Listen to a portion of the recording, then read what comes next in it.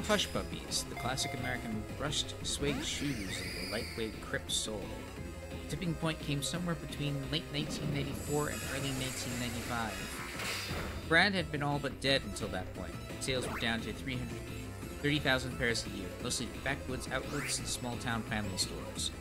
Wolverine, the family that makes Hush Puppies, was thinking of phasing out the shoes that made them famous. But then something strange happened. At a fashion shoot, two Hush Puppies executives, Owen Baxter and Jeffrey Lewis, ran into a stylist from New York who told them that the classic Hush Puppies had suddenly become hip in the clubs and bars of downtown Manhattan. Hey, there we go, Kay! Just had to start narrating a book.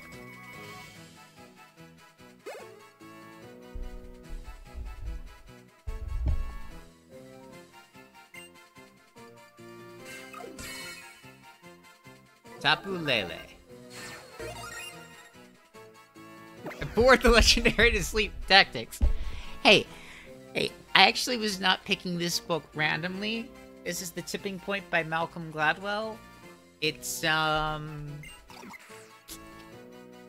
where I got the name Maven from.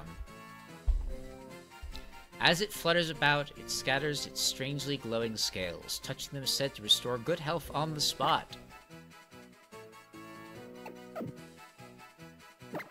Oh, no, sorry. You to a box.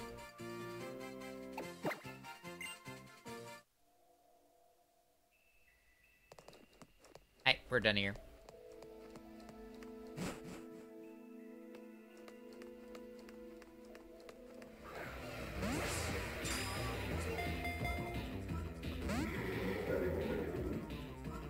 But it's looking like we're entering the stage of this where I begin reading.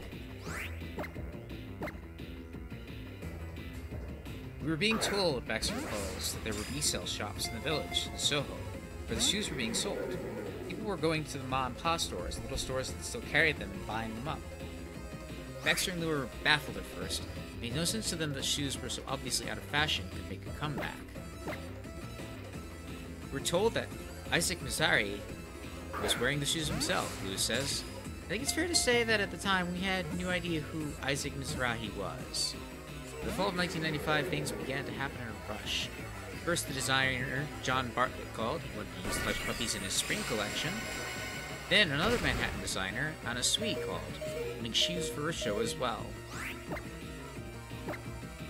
In Los Angeles, the designer Joel Fitzgerald put a 25-foot inflatable basset hound, the symbol of the Hush Puppies brand, on the roof of his Hollywood store, gutted an adjoining art gallery to turn it into a Hush Puppies boutique. While he was still painting and putting up the shelves, the actor Pee Wee Herman walked in and asked for a couple of pairs. It was total word of mouth, Fitzgerald remembers. In 1995... Oh, wait, actually, I caught it? Ha! The book works! The book works!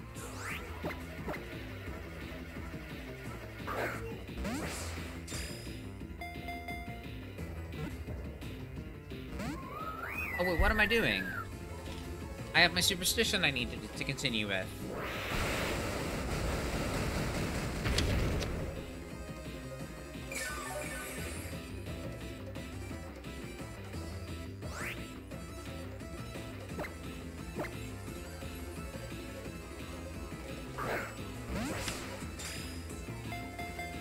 In 1996, Hush Puppies won the prize for Best Accessory at the Council of Fashion Designers Awards dinner at Lincoln Center, and the president of the firm stood up on the stage with Calvin Klein and Donna Karan, accepted an award for an achievement that, as he would be the first to admit, his company had almost nothing to do with.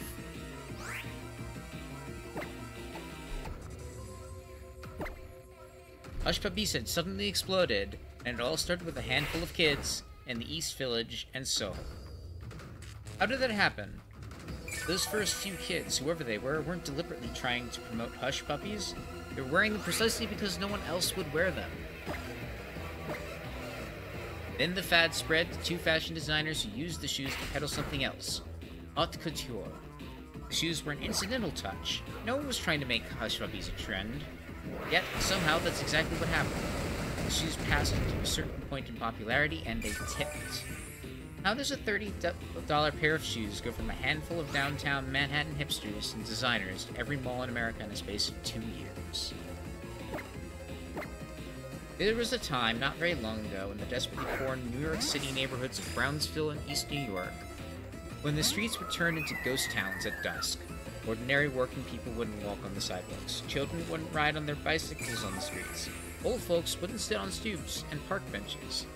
The drug trade ran so rampant and gang warfare was so ubiquitous that in part of Brooklyn, that most people would take to the safety of their apartment at night. Police officers who served in Brownsville in the 1980s and early 1990s say that in those years, as soon as the sun went down, their radios exploded with chatter between beat officers and their dispatchers over every conceivable kind. I'm telling you, the book method works! The book method works! Yes!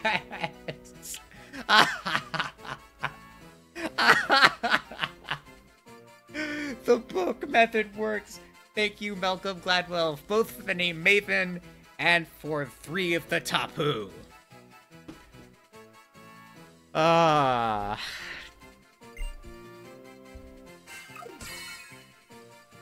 Fini, Tapu Bulu, Tapu Lele, and Tapu Koko.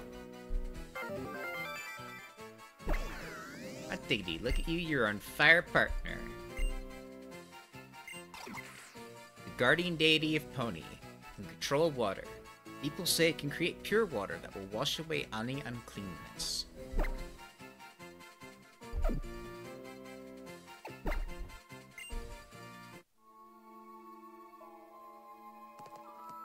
We have all 3.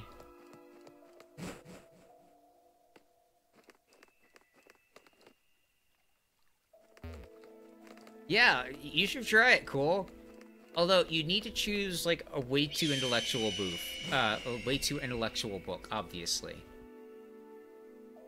That being said, if any of you guys are interested in a little intellectual reading, I do heavily recommend this book because it is a really interesting study of social mechanics and popularity.